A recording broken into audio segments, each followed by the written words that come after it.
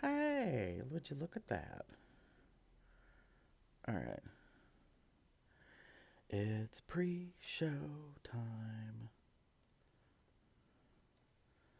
Let me double check something.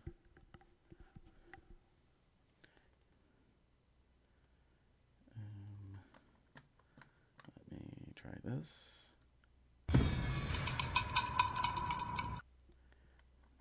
So far that part works.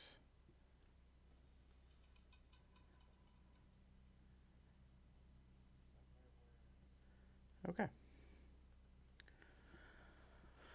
I think we will be good to begin momentarily.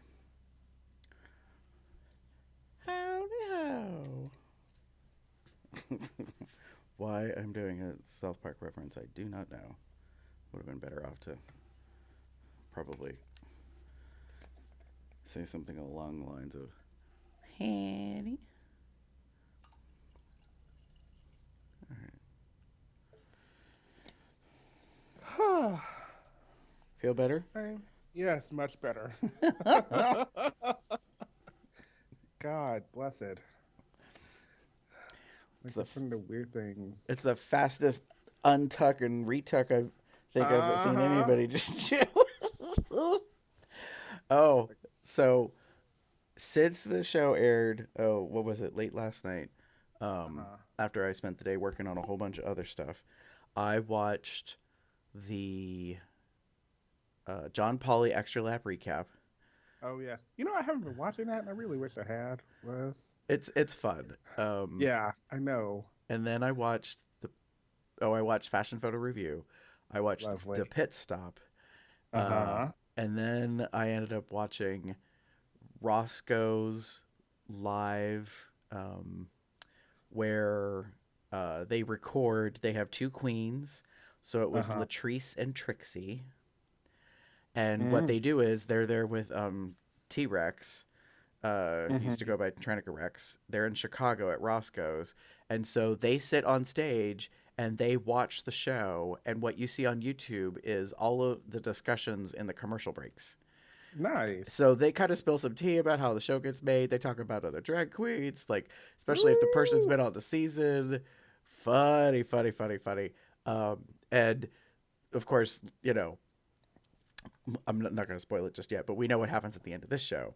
And so that was fun to watch the bar crowd like react to what happens when they come back from commercial at the end. And then they always do a Q&A with the audience. And so Roscoe's been doing this for years now, and they're finally recognized by VH1. And so they get to do a official function. They get like VH1 swag to give away in the Q&A and stuff.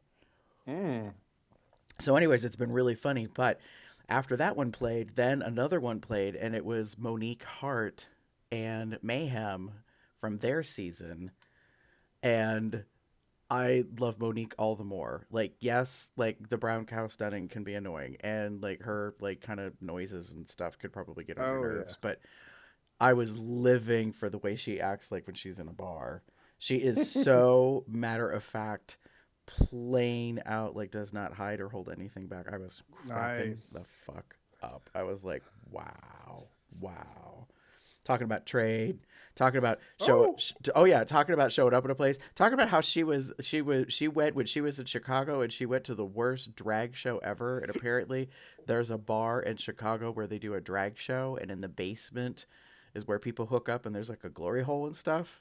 And it was hysterical because Mayhem Miller was like, "Why'd you never take me there? The only place you took me was across the street to buy something." Like, because she's been to Chicago a couple of times, like, and she was like giving T-Rex all this shade. It was hysterical. I was like, "Oh my funny god, funny as hell."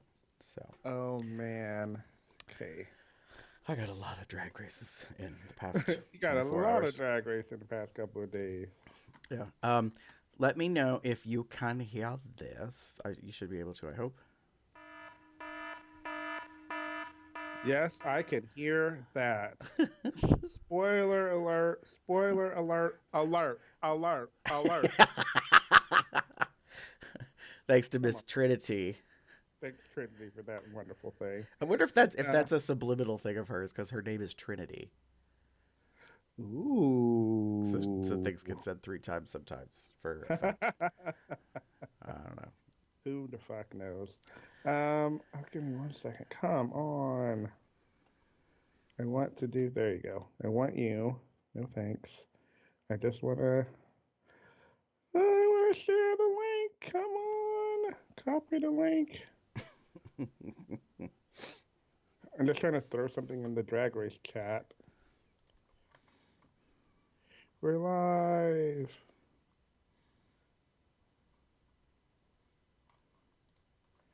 Peace, that motherfucker. There we go. Come on. Come on. Come on. There we go. All right. Boop. God. Oh, and look at that. It's all like set up correctly, the right I know, name and the right? image.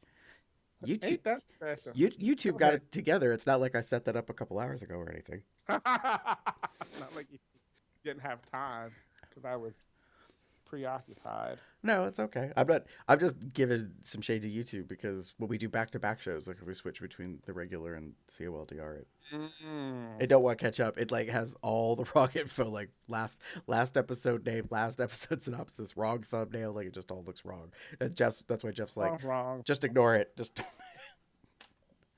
wrong, wrong, wrong, wrong, wrong. but it's right this time. Okay.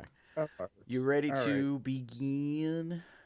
Yeah, ready to begin. Let's move you over here for a Oh, second. Oh, don't go leave.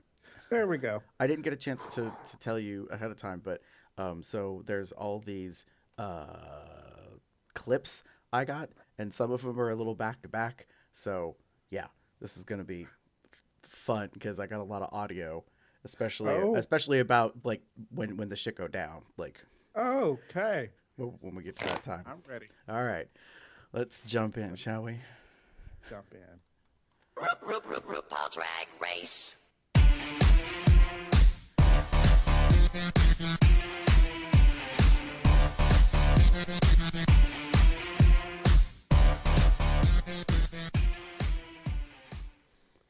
Hey, Kitty Girls, it's Sunday, January 13th, 2019, and welcome to Cubs Out Loud's Drag Race T-Time All-Stars Season 4, Episode 5, aka Roast in Peace. For those of you that don't know, Oh. my name is Gary, and with me is the ever-illustrious cherub to all things drag over here.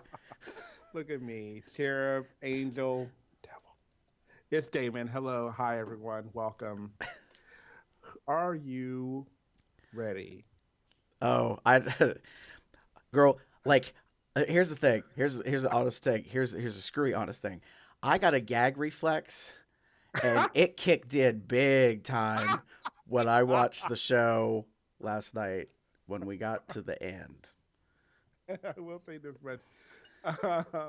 Thank you, Smashy, for the wonderful video in our COL Drag Race Telegram chat. Yes, I agree.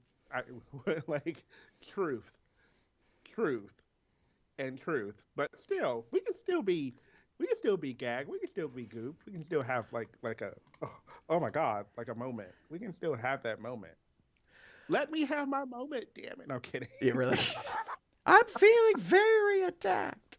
Um, no, I have to agree. Like there was, we'll get to it. Trust, because like that. The thing is, it happens at the end of the episode, obviously. So we'll get to it later. But there was this whole thing where it was like, oh, there's one thing. So we're gooped, and then we're confused, we're surprised, and then we're gagged, and then better yet, showing next week's episode, it gets even gaggier, like Mm-mm. that weird edit thing. So we're gonna talk about that.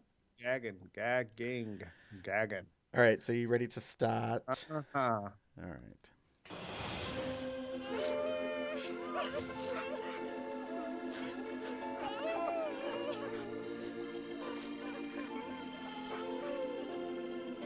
Friends and loved ones, to pay tribute to the Lady Bunny. Dearly beloved, start your engines, and may the best all-star win. Yeah. So, Yeah, so here's the thing. Uh, this whole episode is about the fact that we regret to inform the world that the Lady Bunny, best friend of RuPaul, unfortunately has passed. may she rest in peace. Anna Domine did I don't know Latin. So my favorite part about this from the I don't know what you call it, program. I was gonna call it a playbill, but from the program is that it says at the bottom, "Bye, girl, bye." So it was very much in the spirit and the humor of drag and that kind of thing. Mhm. I do have to say, for the record, Lady Bunny looked real good laid out. Yes. Yes, she did actually. Laid out like a Thanksgiving turkey, all dressed up. Oh, love Yeah. it. All right, so let's talk about the challenge, shall we? Sure. So David, what did you think of the So, challenge? so I'm gonna say this, and I'm gonna say it like Trinity got it right Okay. when she said, Uh huh.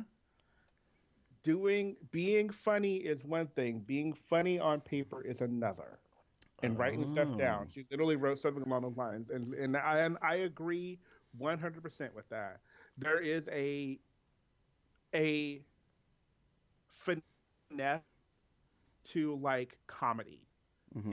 and timing is a big one. Jokes landing, having time between the jokes, all of that kind of plays a key role in making a funny take on this. And when you're doing a roast like what is happening in this episode, timing is important, and as well as making sure that the jokes are funny. And we had some good ones, we had some really good ones, I think. And I'll put it like this: we started and ended very, very well. I can't disagree. I think that's Yeah, fair. yeah, started and ended very well. And then just kind of woo, kind of, yeah, it just wasn't it kind of did. Oh, I want to say good, and then duh, and and then back up. I'll just kind of, yeah. So you So think it was like that ride that you see at the amusement parks where it does that kind of curvy dip thing, yep, like the high points yep, are on the ends, yep. and that's about it. Like, Hmm. Although it was good. Don't get me wrong. It was not good. Let me just rephrase. It was okay yeah, for some people. There were some really good ones, and I kind of want to hear more about. Like, I can't wait for Monet Exchanges talk about it, because I know that they talk often about there are some jokes that are sometimes pulled out. There are things that are kind of stayed out. Because I would love to know what we didn't, as the audience, didn't see. right. Because they technically, I believe, had to do a 5-minute set. Yeah, So I think so. And to my whole overthink, which is kind of I think what you're saying is there were some laughs and there were some what? hmm go for it. You go Yeah. right on ahead. I was kind of confused, and I agree with you. Like there were some points that were funny, and then some others that were not. Cicely Strong was helpful to some of them. I was a little Hmm. surprised to how some people talked to her. Mm, Um, like just I don't know. Like there's a part of me that's like, you can't blame the edit girl. Your behavior. yes, agreed. So here we have, like, you're going through this little thing here. I can see the pictures and what have you. Yeah. So So Monet started it off, and she was good. She was a good start. She made it very funny. Was everything landing in the way I thought it would? Probably not, but it was hilarious for what it was. mhm. Then we move on to Trinity. Yes. Poor Trinity. I I just think. I Go kind of ahead. have a theory. I think she was channeling a character from a movie, Maybe. but I couldn't remember what the movie is because the way she was saying some of the lines and the Uh way huh. she was making it all about herself and not about Bunny, I was like, because I wind up watching the show 3 times, I think. So the first time, like, I was just kind of watching it. I wasn't like trying to take notes or any of this kind of stuff. Hmm. And just the way I was like, God, this is horrible. But then the second time I was like, wait, I think I'm missing something here. And I was like, oh, these lines sound familiar to me. Like the gist of the joke, like when she Mm-hmm. was actually up there, not during the rehearsal, with Cicely for some feedback. Yeah. So I was like, oh, okay. It's like, so I don't know. Trinity has a YouTube channel that I follow, but she hasn't been doing like these kind of response videos. Monet Expose is one that Uh-huh. Monet has been doing. Cracker is doing Review with a Jew, and this Yeah. season she's actually been talking to girls that were in All Stars 4 because she's friends Mm-hmm. with them or touring with them. Mm-hmm. So yeah, a couple of them, I've been able to pull together some glimpses, some pieces of things from other stuff online. So I'm like, oh, okay. But Trinity, I don't know. Like, I just and she knows that she's funny, but not a stand-up comedian Yeah. per se. And that's the thing. You can't just do like you can't be you're like unlike improv where you can kind of keep going and go on the fly or everything. This you particularly all the focus is on you, and you have to present something hilarious to everyone else. Right. Whereas improv, you're kind of usually working off of something and go from there. Correct. Then after her was Monique, who Miss was the only Monique one. Hart. She was the only one that did a character, and I'm not overwhelmed with the character. I'm not underwhelmed with the character. I'm just kind of whelmed with the character. It was preacher, and let me just I'll put it like this: she did a very like male centered like preacher thing, but obviously it's presenting as like the female kind of thing, and it kind of kept putting me off guard, like off for me. Not that it was bad, it's just like, oh, okay, wait, no, she's a woman. She's playing a preacher woman, and it works, but it doesn't. And then the boobs and all the other stuff. I wish the white dress that she had on under. I know you don't have a picture of it, but there was a white something under the robe Oh. that she was wearing that I think was just too long, and it Mm. looked like it. I don't know what it just didn't look right, Yeah. and the hair doesn't work, and it all just it's just a little weird. The look didn't match what I think she was trying to do, and that in turn made everything kind of like meh for me. It was funny. Right. There were some moments, but yeah. Yeah.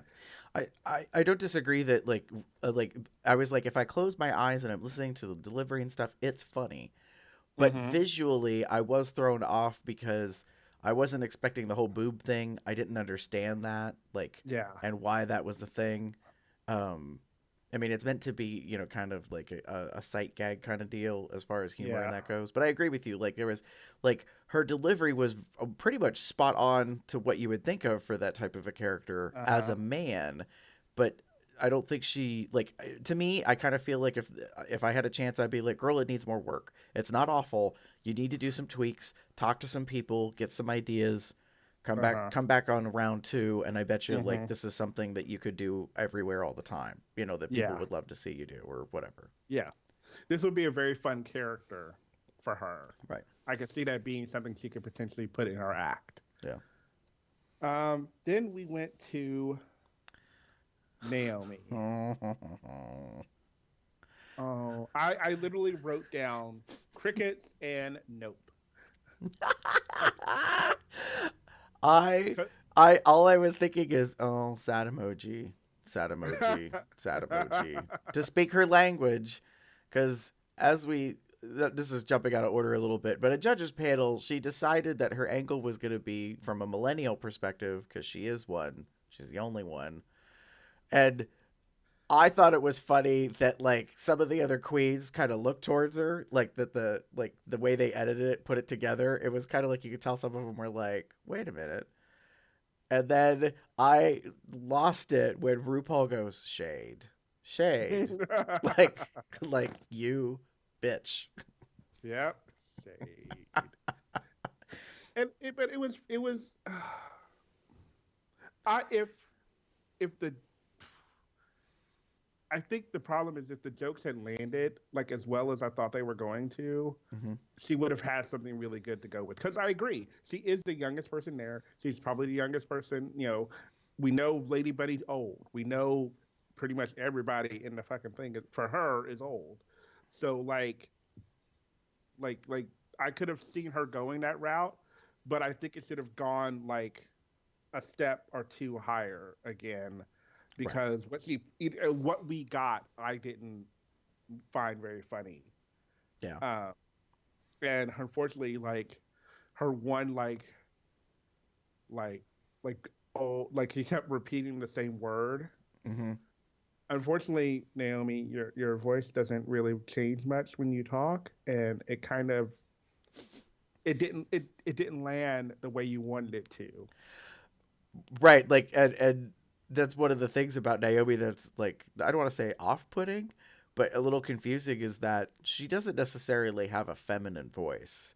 Like, especially in this, beautiful hair, and that Mm-hmm. like you would expect something that's a little lighter and a little like wispy or something. Mm-hmm. And instead you're getting typical Naomi Smalls voice, which is in a lower register, which she could Mm-hmm. probably sing, baritone or bass if you were Yeah. to apply it. So I was like, yeah, that's awkward. Yeah. And it was also awkward. I think it was Monique pointing out that like she's laughing at her own jokes. Like Yeah. she thought she was being a ventriloquist and throwing the laughs to the back or something weird. Like I don't know what that was about. And I was like, yep, yep, yep. And then we went to Valentina, and Oh dear. there are so many things I want to say to her, and it just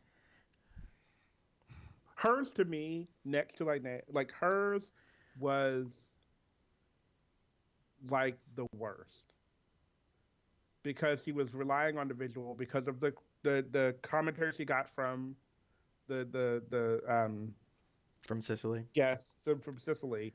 She was kind of relying on the visual, and had she been funny, the visual probably would have worked. But Right. it just all didn't kind of land right, and it just timing is everything in comedy, and it just her timing was off, and everything just kind of didn't fall flat. And I liked her homage to her. I like to keep it on and everything, and then she took it off, and I was I was like pissed because honestly, I would honestly say I was pissed because of the whole like she didn't have her eyes done. So to me, and I just want to be perfectly frank here, she should have kept those fucking glasses on. She shouldn't have done the little like joke thing and Oh. just left them the fuck on Well, because okay, I'll grant you that because I was like, she didn't have a choice because once she started down that path and she said, uh-huh, "Mother, may I?" and then RuPaul was like, "No." no, Like, it's like, well, you should have seen that coming, girl. Like, you should have known if you're gonna play ball, be ready to catch. Like, that's just how that goes. mm-hmm. So, she takes her glasses off and then doesn't have her eyes done, and like the fact that she said I didn't have time to get my eyes done was very confusing to me. I was like, why did you even say that? Like, Mm-hmm. you didn't have to. And then Uh-huh. notably, in some of the online criticism, like in the feedbacks or whatever after the show, I'm pretty sure someone was like, "Girl, it don't take that much to just throw some shit on your face," or maybe they even said it in the episode, like, just throw some runny mascara and whatever. Yeah. Oh, it was Trixie. She was like, "My God, put on a lash." She's like, "It doesn't take that long." Like, and then, but infamously, oh, that's what it was when Trixie and Latrice were at Roscoe's and they were watching and then they were talking and they said hands down Valentina is the queen that takes the longest forever, is like is probably not on time, like all this kind of stuff. They're like, it's insane. Mm. Like, and Yeah. then Trixie makes a joke and she goes, well, to be fair, if I spent 12 hours working on my look, maybe I'd be beautiful too. But I was like, all right, that's funny. Like, it's sort of a dig at Valentina and a dig at yourself. Like, it's funny. Yeah. So Mm-hmm. But again, like I said, it's just like it didn't land, and I wish I not I didn't even land. It didn't even Like it didn't even touch ground. Like like her just everything just was rad for her. I think it just didn't work. Yeah. And to wrap up the show, we had Manila, and Manila I think stole the ending with this little thing right here. Right. She comes walking out with the umbrella, and I was like, "Oh, girl got a prop." Like, like we already know from her feedback with Cicely from that little interaction, from the Hmm. consultation, that she should have a will and she should do a whole riff off of having a physical piece of paper. I was not ready for this. And what's No. really kind of funny is that this look, when I think of like funerals and I see them like portrayed in TV and movies and stuff, the first thing I think of is usually the widow is the one with the umbrella, Uh huh. which is not the case. Manila is a married woman. She has a husband, and it is not Lady Bunny. Uh huh. So, like, it's kind of comical in a weird, twisted way that she comes out like this. Yeah. And I'm like, yeah, okay, you're just messing with all the It imagery. just it just worked really well, and I think her using the will and the jokes to kind of basically in the show dig at everybody else and have some fun with it was very perfect. And she was told, I think Cicely told her, like, you're ending the show, so you pretty much have like all the leeway, as it were. And I'm like, that's perfect. We were all worried and gagged that she was going to be like, she was put there on purpose. So Mm-hmm. Monique put her there at the end on purpose. Which, so Monique, like in confessional, basically, I think gives us the understanding that she put her there to put the pressure on. And Mm-hmm. but she also recognizes that Manila's funny. So like she did the right thing by bookending the show with the start and the end of actually funny queens. Mm-hmm. And when Rue walks around and talks to him and Valentina admits that she is not a comedy queen, that was a very awkward interaction because she's like, "Well, what are you?" She's like, "I'm a star queen," or "I'm a star." And then Rue's like, "So you're a star queen?" And I'm like, "There is no such thing as a star queen." Like, we'll get to that later. But anyways, so Okay. yeah, I was just like, "Okay, girl." So yeah, like it was definitely a make or break. Like Manila was either going to kill it or not do Crash very and burn. well, and it would really hurt because she is a comedy queen. So if she didn't deliver on the ending, then Mm-hmm. you know. It would have been a double whammy. And I think Monique forgot, which she admits to in confessional, is Manila knows Lady Bunny.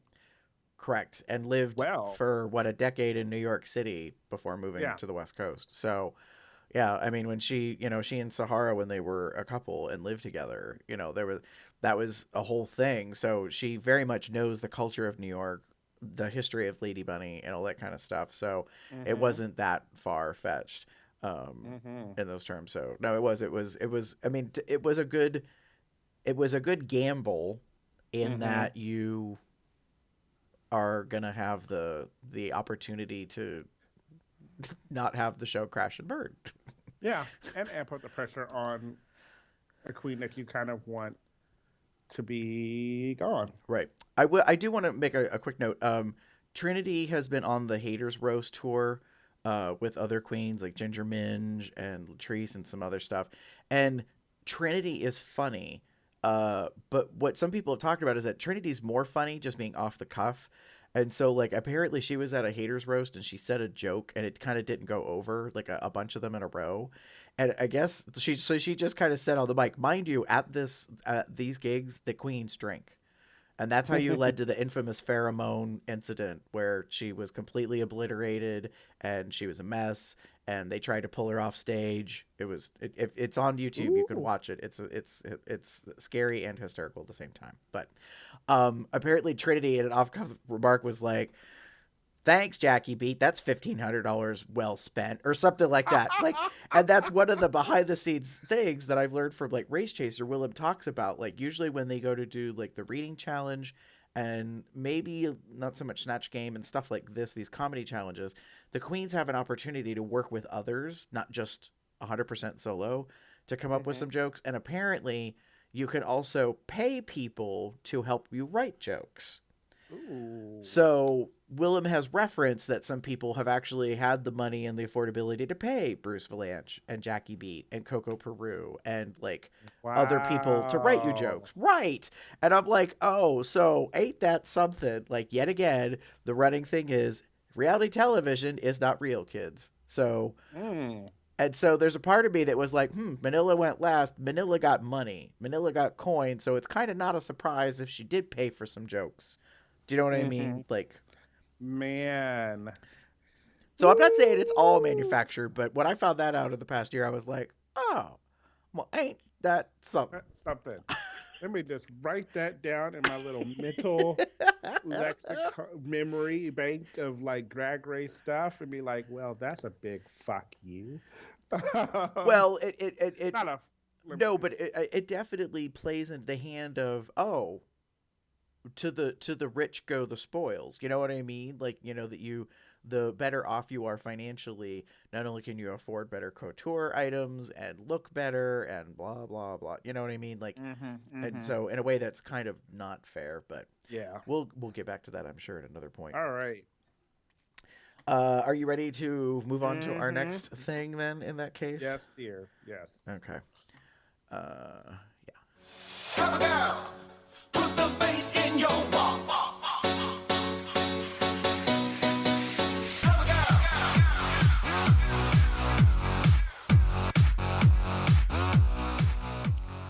All right, so let's Woo. talk about the runway. The theme was angelic white. I'm sorry, it's like one of the most boring themes I've ever heard of ever. I'm gonna have a lot of things to say about this, but Damon, I will let you go first. So I put playful on the theme, and again, while simple thing. So I will own. So when I first watched the episode, I so that commercial break between the ending and getting to this was long. All right. So me being me, and I was at home, and I was like, oh, let me get up really quickly and go grab go to the restroom or go grab something to eat, really quick. Literally, as I was in the restroom. Literally, as I'm going, I hear the fucking like as I'm starting to like, well, fuck. So I have to run. Well, I finish. I wipe up. And I finish, and then I make my way back. And just as Monet has already revealed everything, Uh huh. so I have no idea what the fucking theme is. I have no idea what she's wearing, and I only see like the train afterward fact. And I'm like, what? What is this? Right. Why is there all this fabric on the runway? Why is Yeah. she What walking is on top there? of it? Why is she wearing all this white? What is all this stuff? And then like after a while, I finally heard the theme again. I was like, okay, I got it. Okay, Right. angelic white. Correct. So, but with playful on the theme, I kind of again, it's everyone kind of took it in a different direction. Hmm. Um, I kind of liked it for the most part. I was very much a fan of um, Monique's and Monet's. Okay. Yeah, but everyone else, not everyone else was kind of, bleh, but it just kind of was like, okay, like I got it. That's okay. Right. Like I liked the only thing I liked was when she told us that these were blinds. All So the Monique, all all all the like, the feathers or whatever. yeah, yeah. I kind of was like, oh, okay, nice. I would have liked it more if they had some structure that she could have like pulled a cord and it just like flapped out like a wing. I would have been Mm. gagged if she had done something like that. Because they're sturdy. They're the blinds and stuff are pretty sturdy. So I would have liked it if she had done that. But I will say this much, and this is just me finally getting her critique on things and finally understanding things. Monique Hart, we need to stop with like the. I get it. Your branding, everyone brands, but we're now getting to the point where it's kind of getting redundant and ridiculous. Mm-hmm. I'm tired of seeing hearts and I'm tired of seeing brown cow. I need to see something else. I need you to see you doing something else. And this was the perfect opportunity for you to have done something a little different. Well, she And did do something different. It's not brown cow.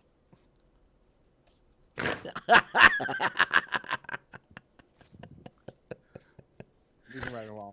Okay, you go right on into your because you said you had a lot to say. Well, so because I don't think necessarily people might agree with me, and that's okay because we're all allowed to have opinions. Mm-hmm. Um, I really feel that there were 6 queens that fell into 3 different categories or types, so to speak, in what they presented. Mm-hmm. And I was like, that was the big thing that I took away. Like, the first time I watched it, I don't want to say I was underwhelmed, but I was like, oh, okay. Like, none of this really moved me. Do you know what I mean? Like, I felt the Yeah. judges were far more responsive than I was to some of this stuff. So this is kind of where it is. I think that there were 2 queens that showed originality, 2 queens that I think gave us traditional expected looks based on the theme, and 2 queens that were questionable. Mm. Now, so and they're not in order like as to how they walk the runway. So I'll put them as we go. Miss Monet, I call questionable. I didn't Mm-hmm. understand. Like, it's pretty. It kind of seems costumey to me, like, especially when she had the train, and the capelet, you know what I mean, like covering up. I was like, oh, Mm-hmm. all right, so you're a bishop or a pope or whatever. Like, doesn't scream angel to me if that's kind of really what we're focusing on, and that's the part of why I don't like this theme, because it's very like Play-Doh. Like, I guess you manipulate it how you want. Mm-hmm. So, and she walked really weird. I didn't understand what was happening with her. I was like, girl, is the miter hat, like, is this thing weigh 50 pounds and you're afraid, like, you're going to break your back? I don't understand what's happening. Yeah. It was just strange to me, like, the way she was walking, kind of stilted, I thought. Mm-hmm. 2 weeks in a row now, I've noticed something about Miss Monet, and this isn't really meant to be too much of a criticism, but girl, your outfits aren't exactly fitting you perfectly. Mm. Many years ago, we got this infamous thing about back rolls. And if you pay attention, her Kim Kardashian look and now this particular look, her upper shoulder fat is bulging and hanging over whatever the back of it is. Like, if she's got corset or whatever, like, yeah, girl, you got boobs, but you got back boobs. Like, that's not how that's supposed to happen. Like, it's Oopsie. and I don't know if anyone's Back pointed that out or boob. whatever. And in this particular like outfit, I was like, God, girl, like, this isn't criticism, but your booty look fat, and your thighs look Back. really like fat, like, and like, she's not that big, so I'm like thinking maybe take the padding down a little. I don't know. It was it was kind of Back boob. it was just kind of bugging me. I was like, I don't know what's happening. So, and No, I I don't, agree. I wasn't sure about it. So I mean, don't get me. And then the stigmata thing, the red with the eyes, it made no sense to me. Like, she's like, I'm starting stigmata realness, girl. That's not the category. And stigmata is more than just eyes. Like, yeah, like, can we do the hands? Could we, you know? Anyways, being too literal, That's too much apparently. work. I know. So Trinity falls into what I call traditional. I thought that this look was what I would expect everyone to be in. You know, like the infamous kimono gate with Madonna. I Yeah. thought we were going to end up with 6 angels, six birds of a feather walking around. Uh-huh. I am not in agreement with RuPaul on her estimation in judges' critique that this is Las Vegas. This is Paris. Like, this is the penultimate of drag. I was like, nope. Don't see it. It's pretty. It's very beautiful. It's in the top out of the 6. I just don't see it, like, on this weird pillar or column that Miss RuPaul apparently decided to put her on in this case. I was like, okay. I'm like, it honestly, to me, it looks a lot like something that you could buy, you know what I mean, and put together. Granted, it's probably pretty expensive, but I wasn't getting that from this. Yeah. It just It looked beautiful. Yeah. It was very lovely. I honestly wish he had maybe done a different hair, but that's just me. I was okay with the hair. I was better with the hair when she turned around and she walked back because it was really long. It Mm, was like halfway or more down her back, and it looked okay. beautiful and natural. And I was like, wow, like if that's a human hair wig, girl, you spent a lot of coin on that. But I don't know. Well, I mean, it's Trinity. She's known for turning it out. So Miss Monique Hart, I've put in the originality category because this is a look I did not expect. I did not like. I at first I was like, okay.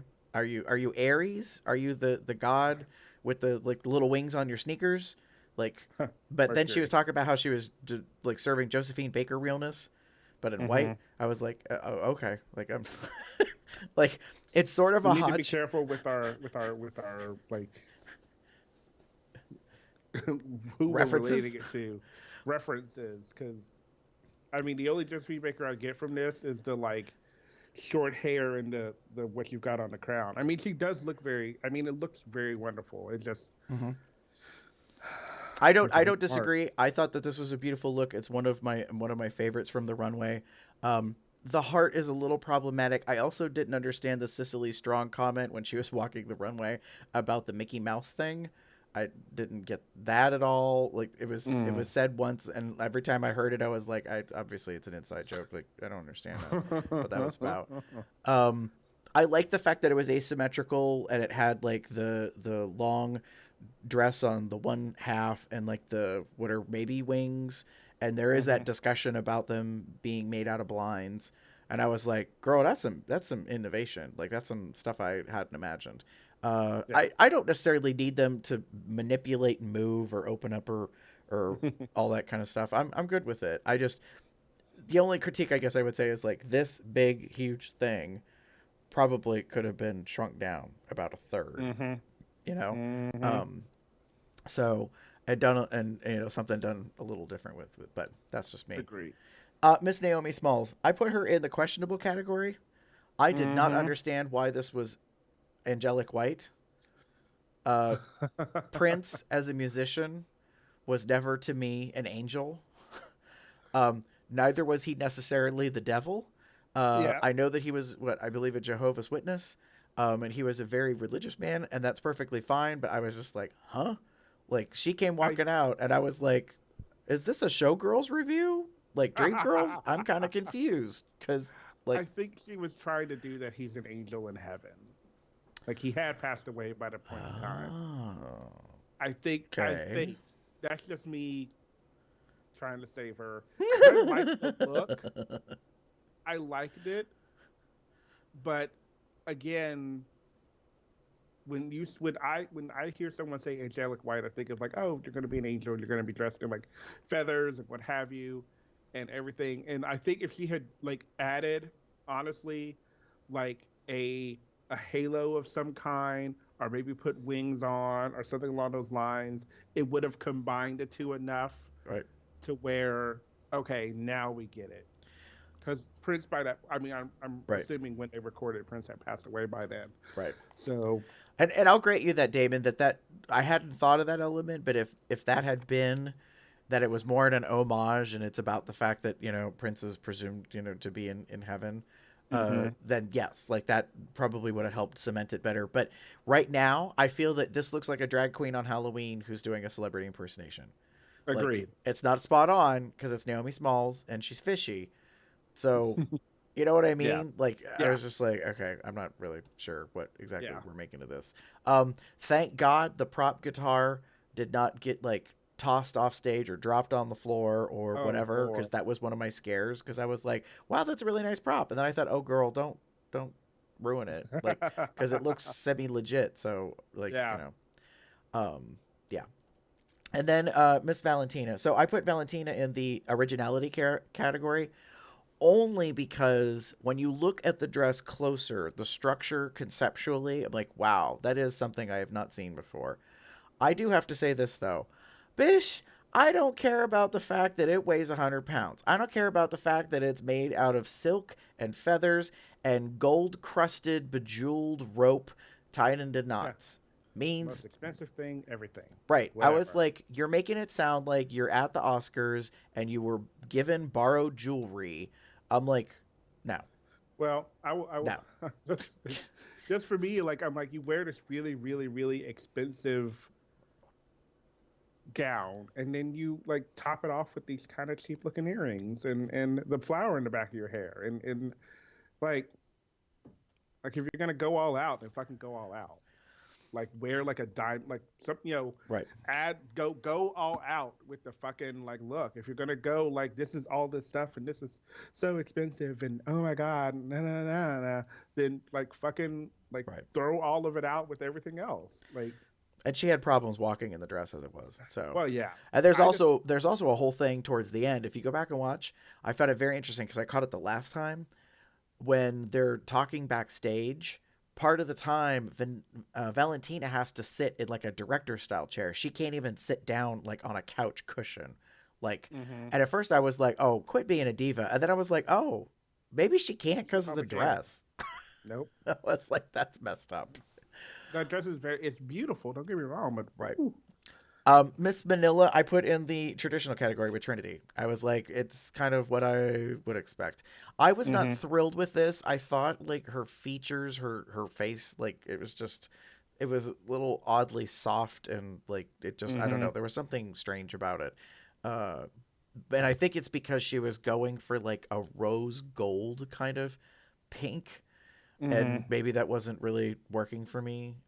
Yeah, But I was not thrilled by this. Like I was like, oh, she looks pretty. She also kind of looks like agreed. she dressed up for a costume contest. Yeah, that's my problem with it. It's very It's it does have a costumey feel to it, and sometimes I'm okay with that, Yeah. just because it's drag. It's all a costume.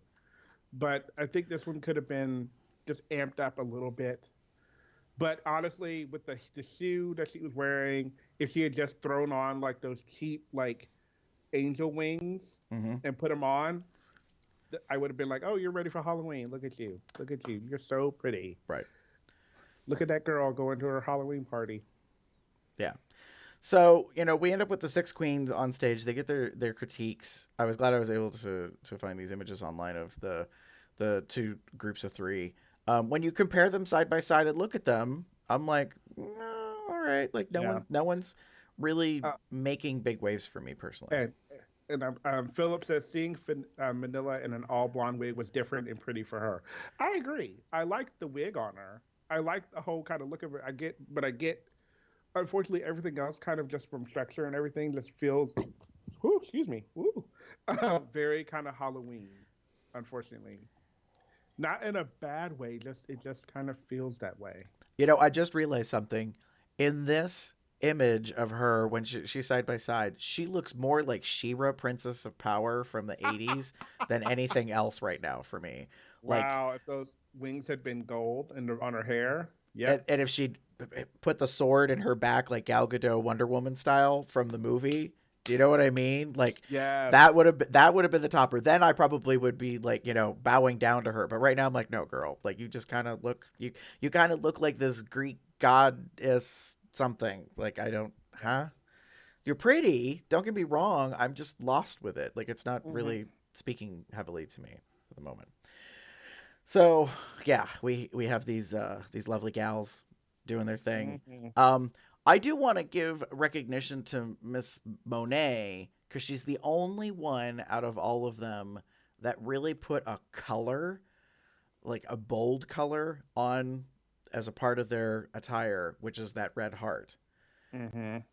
I was thinking about that when we were talking about Monique, and I was like, you know what? If that heart had been 1/3 size smaller, and if you had done like a trickle of red jewels or something, like it was bleeding, or do you know what I mean? Just like a little Yeah. bit of a color enhancement, that would have been good. But I can understand where some of the girls didn't really, well, let me think about this. Um, Manila has a little bit of like I don't know if it was blue in the, but I kept seeing blue. Like there's I think something in the I think her bra. right. I think her gold breastplate area was reflecting all the blue lighting because I thought that too.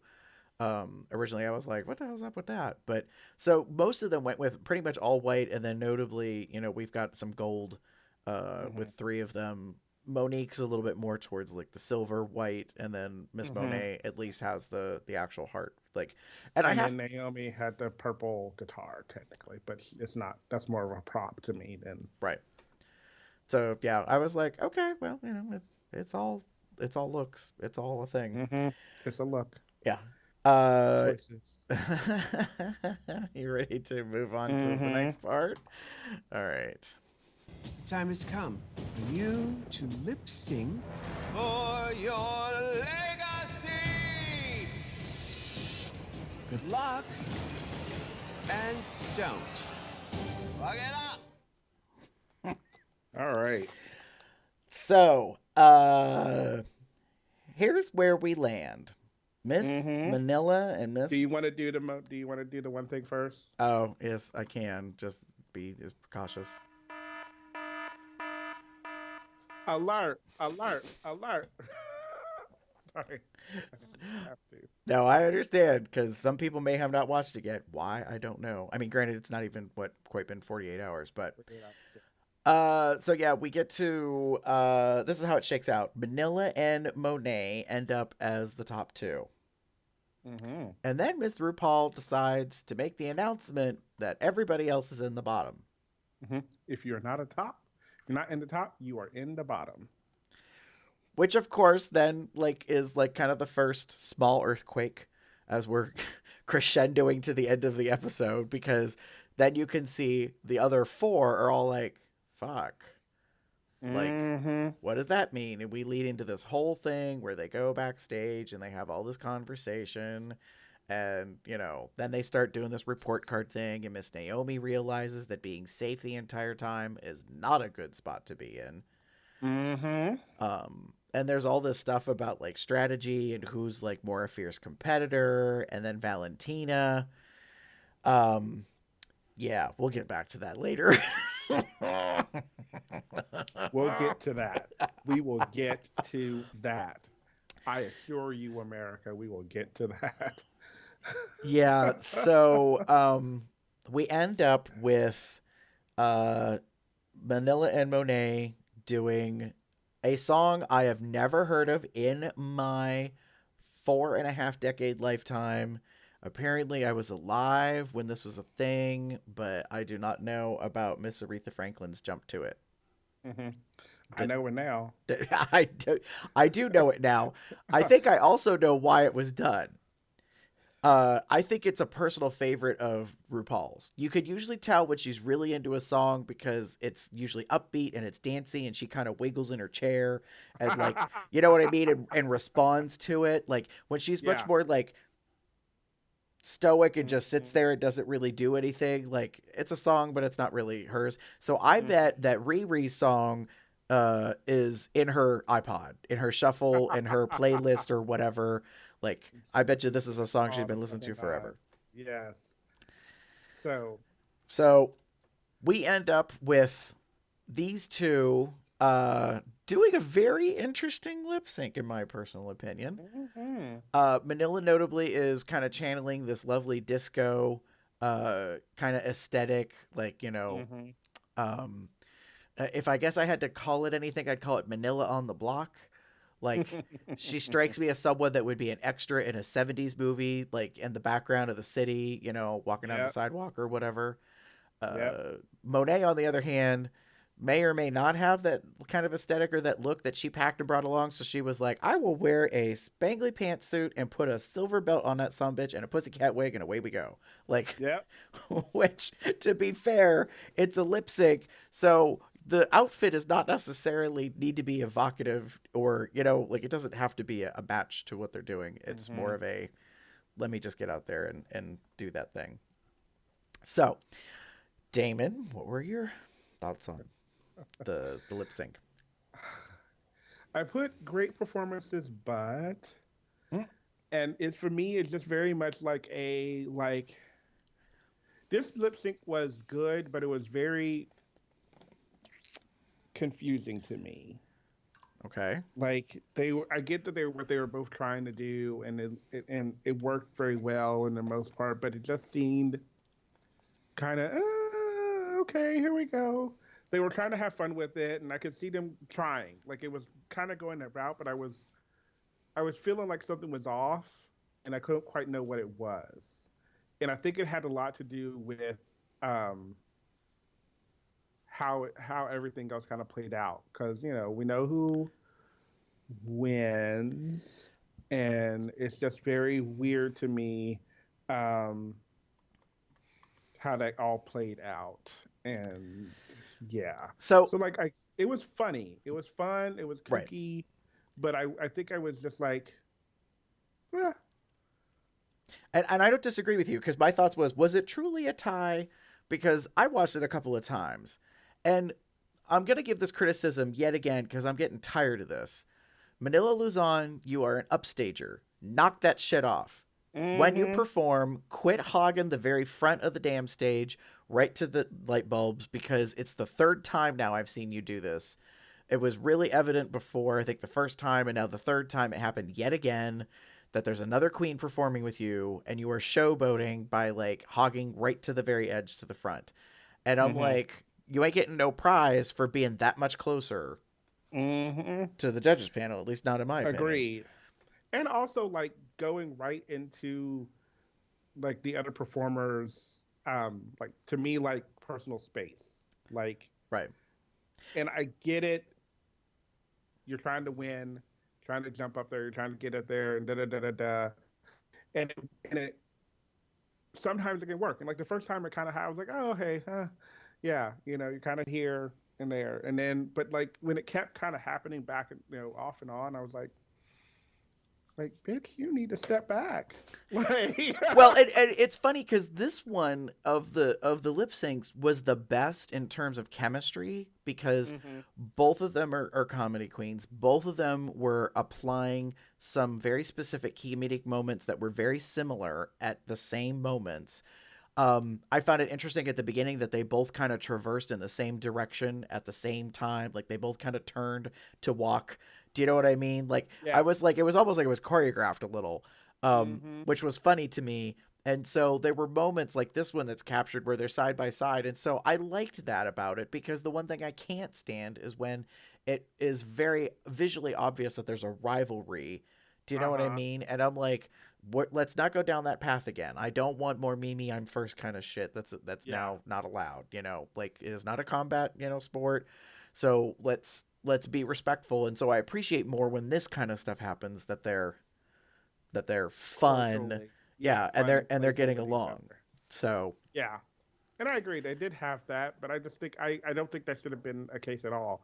I think the song could have lended it to like them being in their own little areas and having their own kind of fun with it. And when you right, intentionally or unintentionally kind of combine the two, it just seems very off to me, and it just off-putting to me. yeah, So yeah, yeah, how that's about not. you? Oh, what do you put yours? Yeah, so Right? I was kind of questioning if it was truly a tie, and here's why: because I watched it a couple of times, and it wasn't until the second time, and then especially the third time, it was super evident. Manila tells a story when she does drag, like she's very emotive, and I didn't realize that she was telling a story through her body movements in this particular lip sync.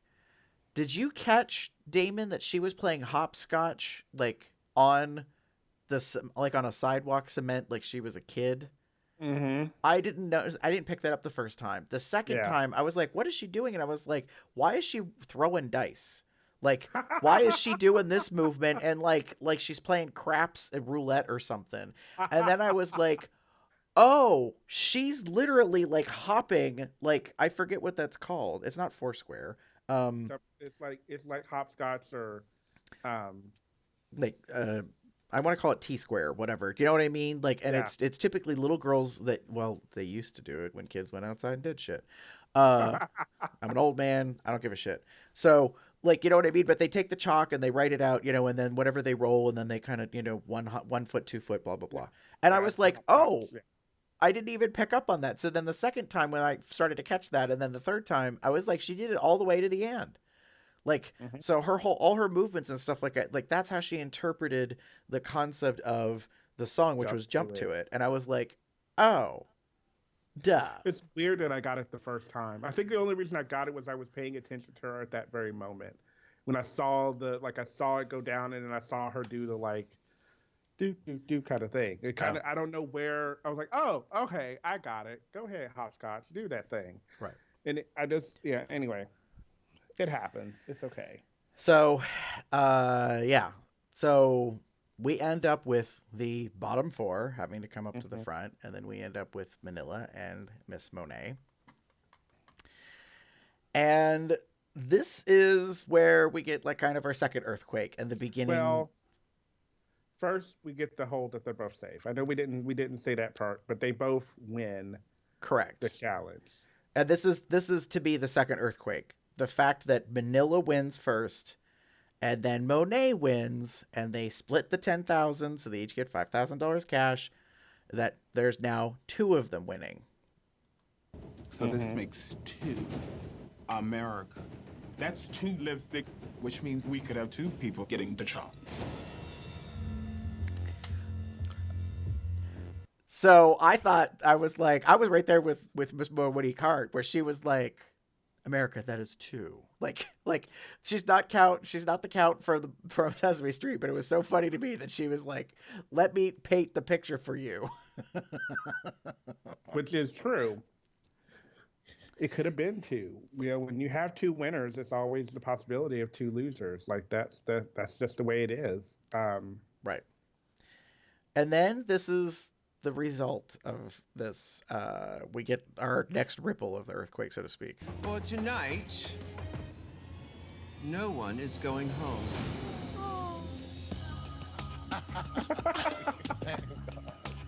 Cue the slime.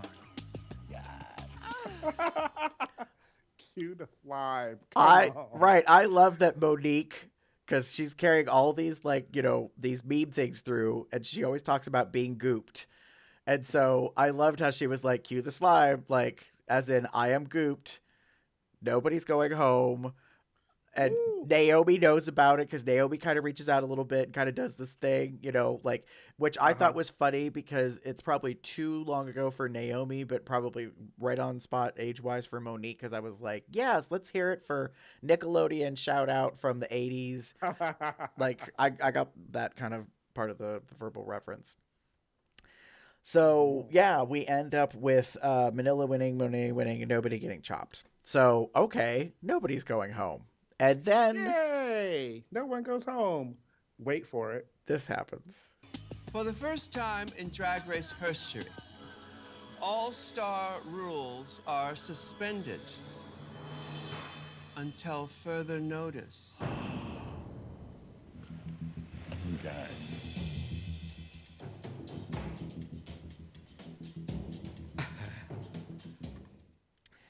And that's where we end up with this.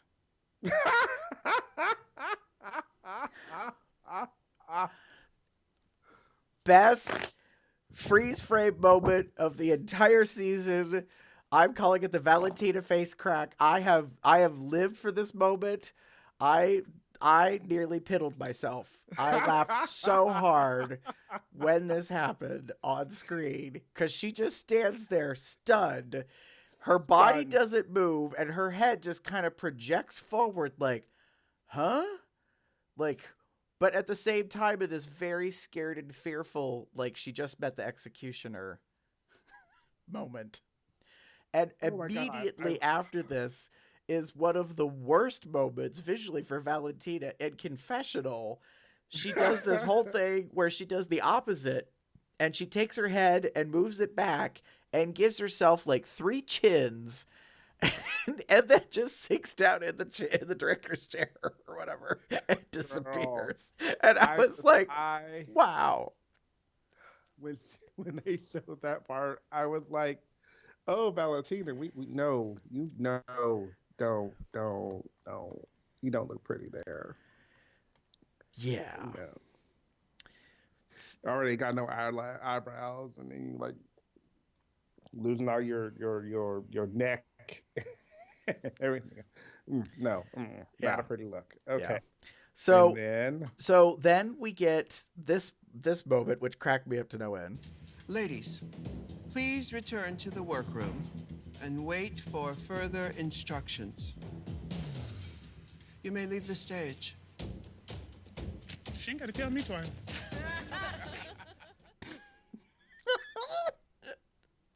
Come on, Monique. God bless Monique Hart.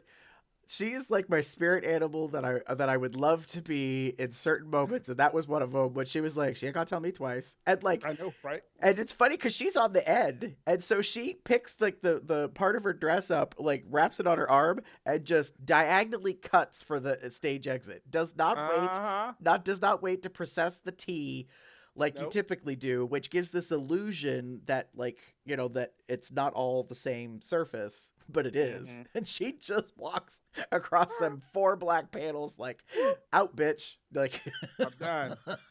Like, they got to tell. Like, I love that they caught it, and I love that they kept it. Like, they could have just very easily edited that out. Like, but no, they didn't. They didn't. They like threw it right in there because it just adds a little bit of personality to the whole scene. So go editing team for throwing that one little piece that just kind of made it all funny and hilarious. And go, yeah, right. Go, and go team Latrice, or not Latrice, Monique. Yeah. So Monique really kind of pulled it out, and then so they have to leave, and we get the next part of the gaggery. Bitch, what is the I'm tea? so confused. Uh-oh. Get ready to lip sync for your life. Life. Oh my god. So they're going back to the old Back way. old rules. No lipstick legacy. It's lip sync for your life. She was done giving out them tips. Girl, she was like, we will not have another Shangela in the name of Jesus. Guess who's back? No! Hey, I thought she was dead. No, not me. Look behind you.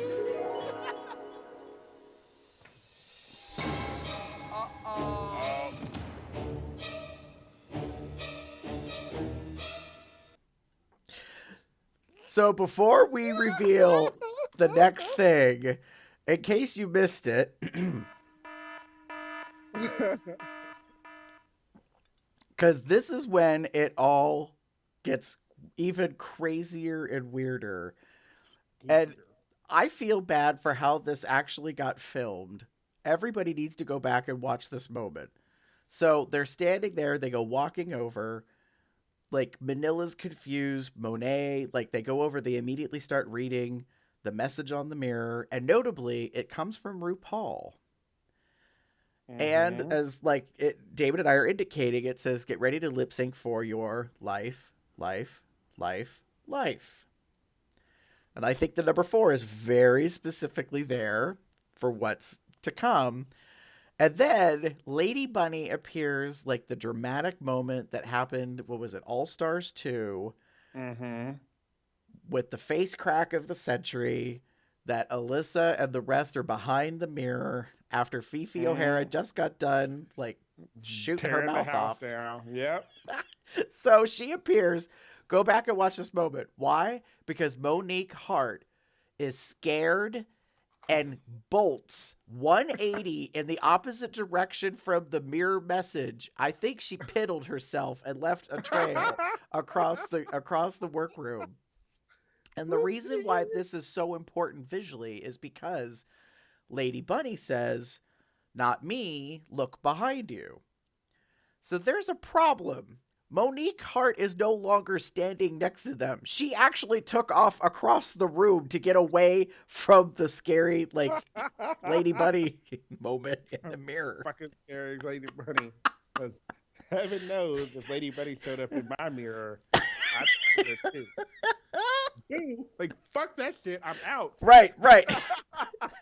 And I got that, and it cracked my ass up to no end. I was like, I understand why Monique was like, nope. That's a nope. And I'm over here. I'm not sticking around for whatever that business is. So that's what ultimately leads to our what I'm calling probably the real twist number 2 of the season. Dun dun dun. Dun dun dun. Look who's back in the house. guess who's back in the house? People you thought had been kicked out of the house, but they ain't been kicked out. They were just sitting on the corner, Now waiting for a chance to get back in. let's be real about this, Damon. Are you surprised that we've got queens coming back? No. I'm not And either. So like with Smashy, like he said, why are you gagged? Like it ain't been done before. Agreed. This is not something new. Right. This is definitely not something new, but I just think it's I like the way they did it. Mm-hmm. Just as a kind of, way they did it. And obviously they are wearing probably what they were planning on wearing for their, if they had made it to this challenge. Ah, thank you for saying that, because what I wanted to talk about the fact is that the faux bitches is back. 3 of them are in all black, and Pheromone has the biggest balls of all because she is standing there in this beautiful red gown with the veil back, and I was like, did she not get the memo? Like, girl, you're supposed to be wearing black. Like, I was so like, why is she in all red? And then I thought, oh, I don't want to start a conspiracy theory and be all like, well, maybe that's because it means something, like, I was like, all right. So I am not surprised at all that the queens are back. Like, so to me, this is not necessarily the gaggery. Like, technically, the second twist, honestly, I think, is the suspension of the rules.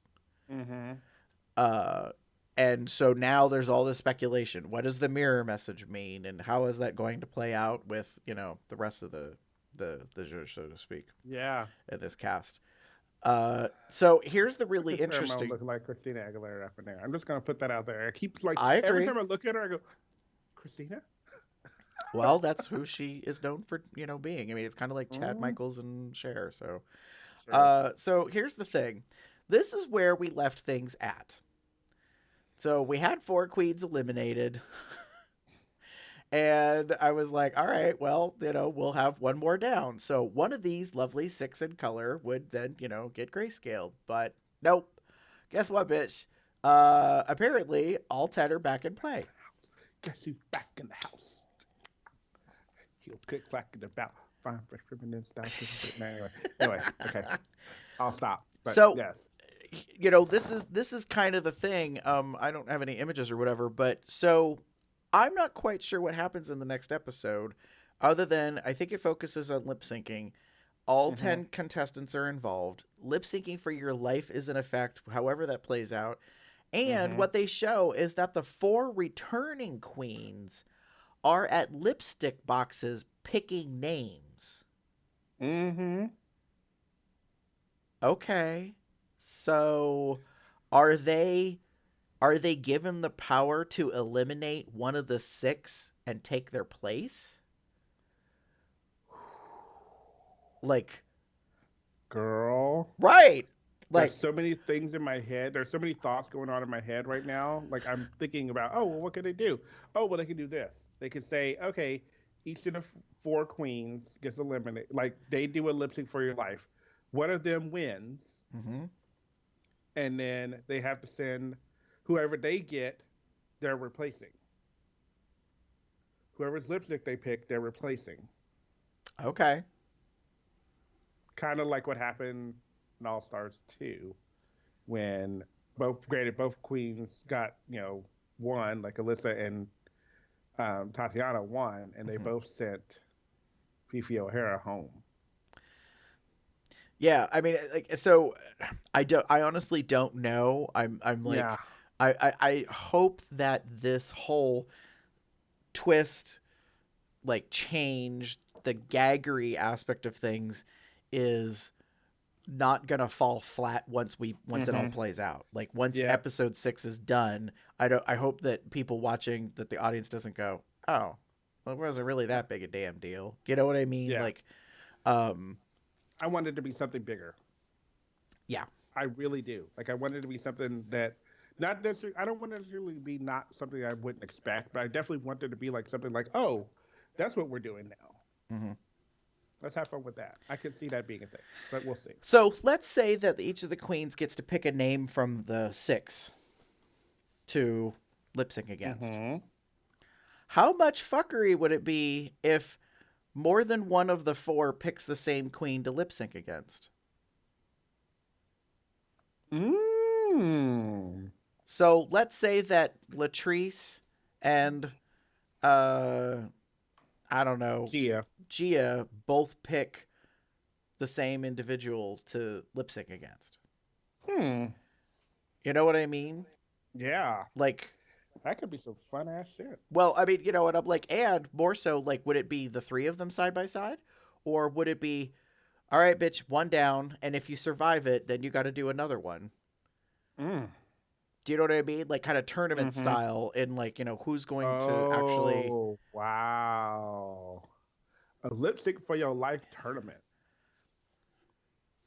Like, so, you know, the four queens each pick their queen that they're going to go against, draw from a hat, you know, who goes first or whatever. And then if two of them were both going to pick the same person and that person gets eliminated in the first round, then, well, now you got to pick somebody new. Do you know what I mean? Like, We'll see. That's very interesting. Huh. It's probably too intricate for World of Wonder. I'm just saying. I would love it. And I'm sure Gary would love it too. Audience would probably love the fuck out of it, but yeah, I mean, there's a lot of confusion and speculation. So the reality is, with Latrice, Gia, Jasmine, and Farrah coming back, I hate to say it, but I'm not really excited about any of them really returning to the competition. and I realize that's shady, but I'm like all four eliminations were with Just Cause. You were not great. So this isn't a case of let's bring back a queen that was done wrong.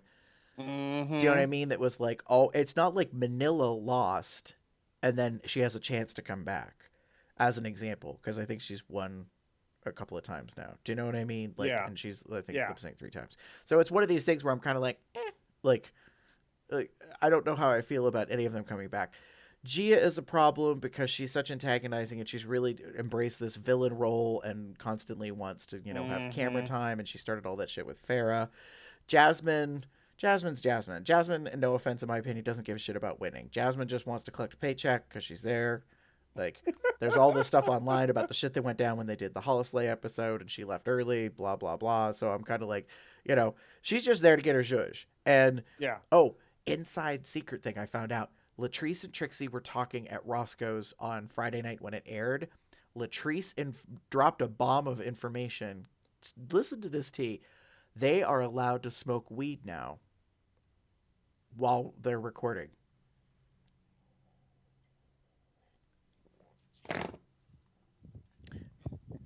The reason why it's such an interesting topic is when Laganja was on, it was legal and they wouldn't let her. Oh. So there was a whole lot of hullabaloo about how she was, you know, she's known for smoking, but she wasn't allowed in her season. And Latrice ended up saying at Roscoe, she's like, you know, that was one of the things that I'm allowed to smoke.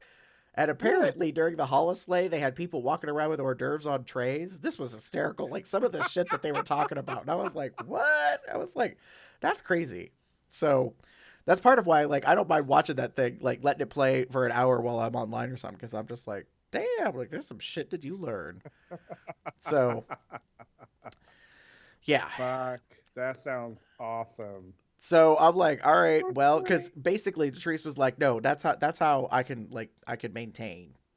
Like, I can probably she could put up with the buffoonery and, you know, all the rest of that jazz, and, you know, have nerves, so to speak. The you know. gaggery.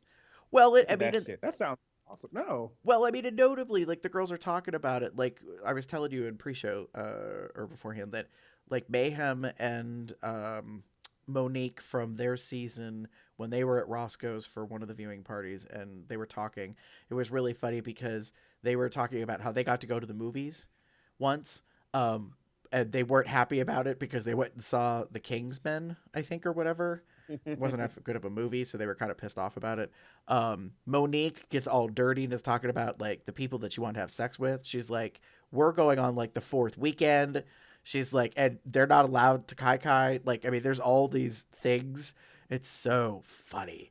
That's why I Oh was my like, that's why God. I'm like, Monica's my spirit animal, because like, well, I am not that outwardly bold. Like she just kind of tells it all. Spilling so much tea. All right, so let's move into cool down because we still have to get to our snaps and eye rolls in this case. Ladies and gentlemen, start your engines, and may the best all-star win.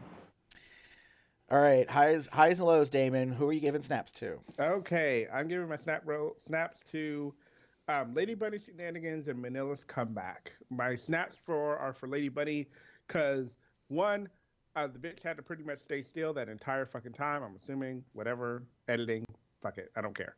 She had to be there, and obviously she's giggling and laughing at some of the things that jokes are being made, Right. and then just after that, her whole waking up and everything else, and her total shade to the queens about there wasn't really a roast because la la la. I wish he would have said something. I'm barely singed. Just kind of gone on that route. I would have loved it. So and then obviously and then also to Manila because of her very good, very funny take on the roast. She not only roasted Miss Lady Bunny, she also roasted the other queens in her will. And I thought that was really great. Good for her for breaking that bot from being in the bottom to coming back. So yay to that. And she looked really good. And while I'm calling her costume, her runway look kind of costumey, I did kind of like it. So yay for her. My eye rolls. Are we ready? Okay, let's go. Hang on, because I think this is necessary.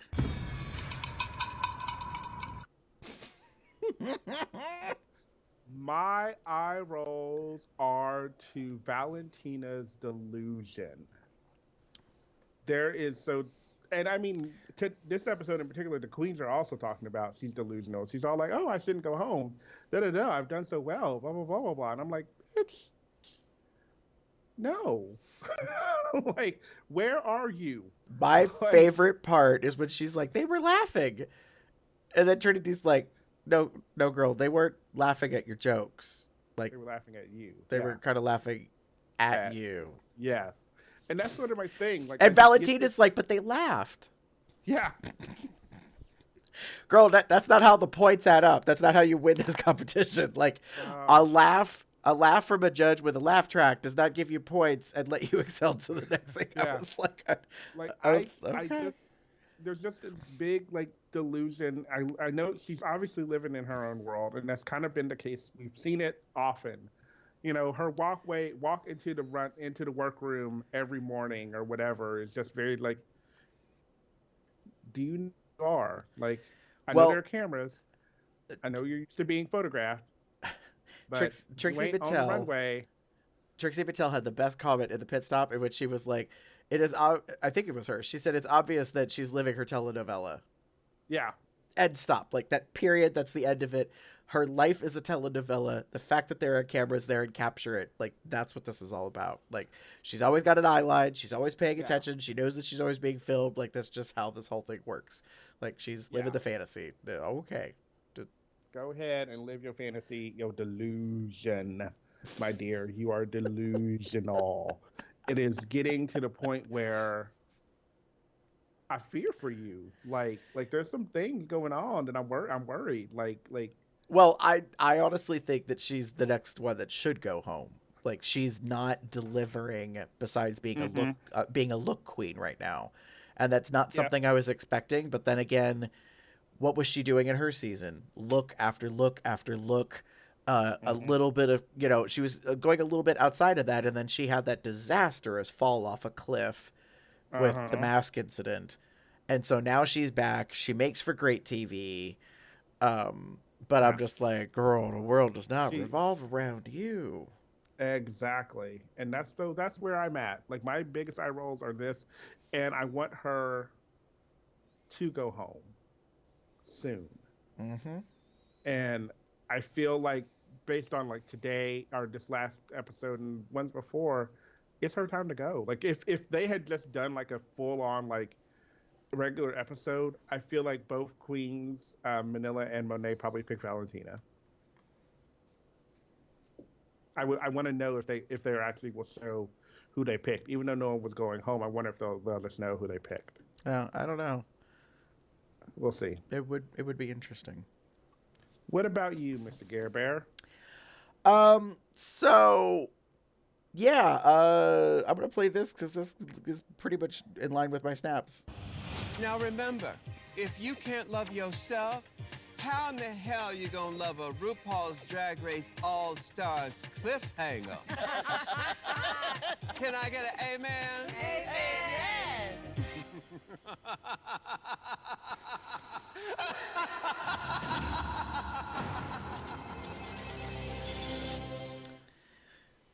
I really felt that this was pulling the gag of the season.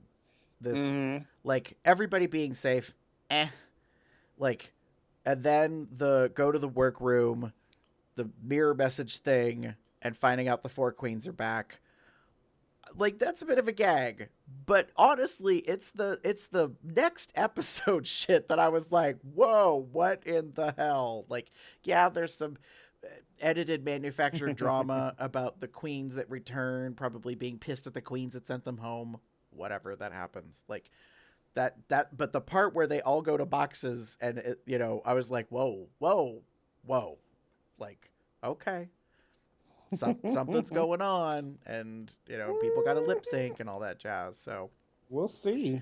So I give snaps for pulling the gag of the season because, to be honest, everything else was sort of formulaic. This might even be formulaic, but at least it kind of spruced things up and maybe pay attention. Eye rolls. Unfortunately, I have 3 things to say for eye rolls. The first one is top level of drag. I kind of commented, actually I did comment on this earlier, so I'm just going to do a quick drive-by on this. RuPaul, I do not agree with you that Trinity the Tuck was delivering like the penultimate of drag. She was pretty, she was beautiful. That's the end of it for me. I'm like, nope. I hate to say it, but if I went and saw her at a gig and she looked like that, I'd be like, that's nice. I've seen Trinity in better shit. I hate to say it, but I'm just like, it's agreed. Yeah, it's not it for me. The next part was not costumey.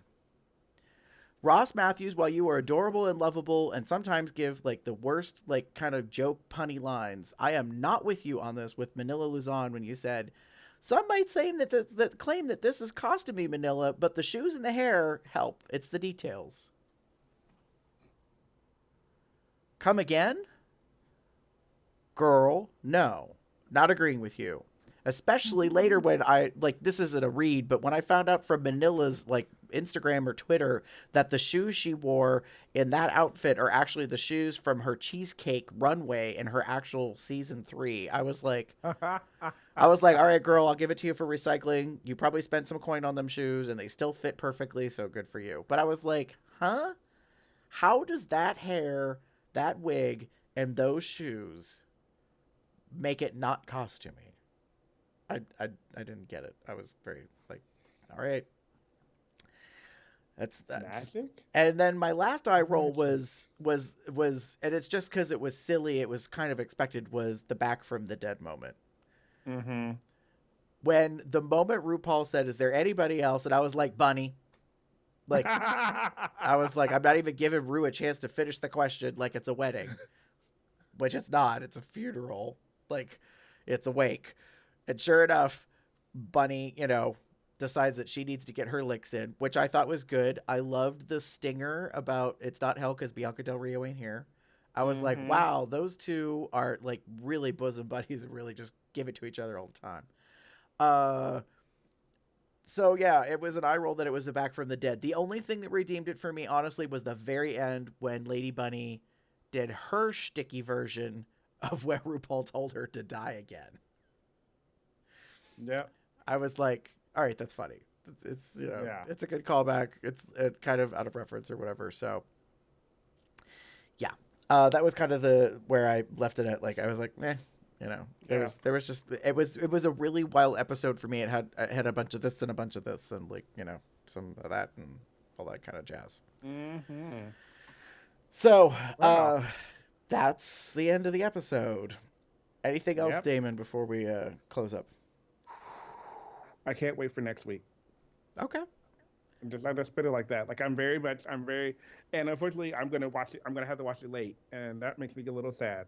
But I'll be, hopefully, I'm sure entertaining. I'll be entertained. I'm Mm-hmm. saying so. For those that don't know, I'm going to DC this weekend. Spending some time with AJ, who's been on the show, not this show, but on COL before, and it happens to coincide with a um, leather contest weekend Mm-hmm. in DC area. So I'm sure I'll have some fun, which Yeah. I'm very much looking forward to. But it means for us in the show, things are going to get a little delayed, so I won't be able to watch it until later, Yeah. which I'm okay with. But Yeah, I'm glad that you brought that up. We were talking beforehand before we started recording. Most likely, we're gonna be delayed, and we're not gonna be Sunday or Sunday night. So we're still trying to work out our agreement on the schedule piece. So it may not be convenient for live audience kind of interaction type stuff, but yeah, we'll pull it together. So. we will get it together. If you would like to get in touch with us in the meantime, there's lots of ways to do it. If you're not familiar, you can go to our blog, cubsoutloud.com online. You can also send us an email to cubsoutloud@gmail.com. You could leave us a voicemail and a comment of some sort at 361 COL Talk. That's 361-265-8255. Be happy to play that on the show. When it comes to social media, pretty much just type in Cubs Out Loud as one word. Find us on Instagram, Facebook, Twitter, and YouTube. Obviously, if you're listening to the audio feed and you want to see all the stuff that we reference to here on YouTube. If you want to join the chat, you can go to tinyurl.com/telegram-COLDR and join the Telegram chat where people, especially this particular episode, had things to say and have been kind of waiting for us to break the curfew, so to speak, Yeah, to this moment. and that is true. So everyone is aware. We do keep a little curfew, or a little bit of a curfew. Yeah. We're changing it up just because we're recording on a Sunday, so it's usually less than 48 hours. But so far, I appreciate this very much. I don't know if anyone in the DR chat or DR Telegram chat knows this, but I really do personally appreciate it that everyone kind of adheres to like not really doing any spoilers and you're making sure that everyone has watched it before you say anything good. So I really do appreciate that, and I think other people who don't get an opportunity to watch the show really appreciate it too. Yeah. So I agree with you completely, Damon. I think it's awesome that people are being cognizant of that and kind of being like, can we talk about it yet? Like, what's going on? Like, because obviously this particular episode, the ending, people got stuff to say. They're all going to channel their inner Jasmine Masters in that case. If you would like to support us, there's a couple ways that you could support the podcast if you want. You can go and get some merch. You can go to Zazzle.com/CubsOutLoud and you could possibly end up with something like this lovely blue top that Damon is wearing that happens to say Cubs Out Loud with the drag race on it. Yes. Which I love that. I think it looks great in blue, how it turned out. Yeah. I essentially wanted blue because I know you had the pink one and I wanted to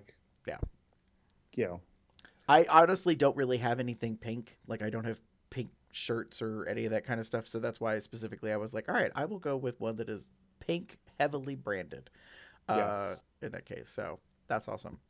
I only wish you could see the crown a lot better on this one, but that's okay. It looks pretty good.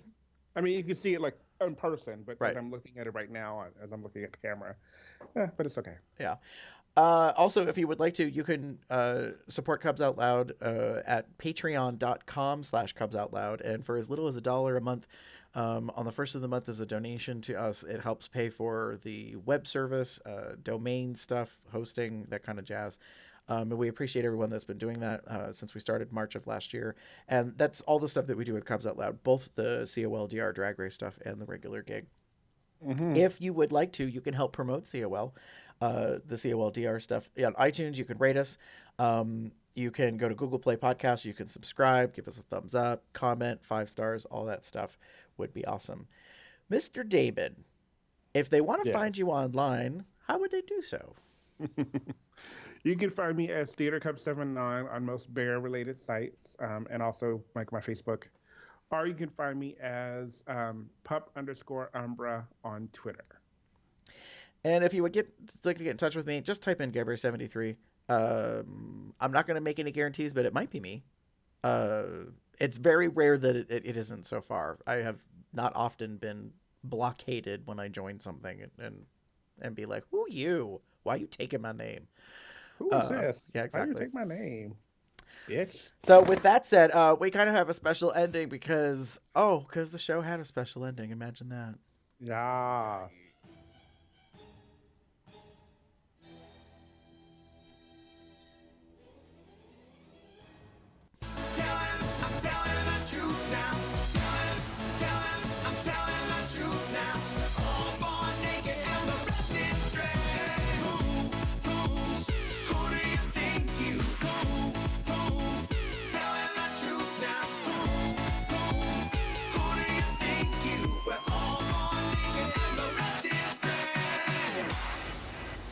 Bye, everybody.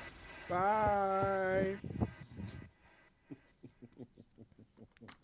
That wasn't as loud as I wanted it to be.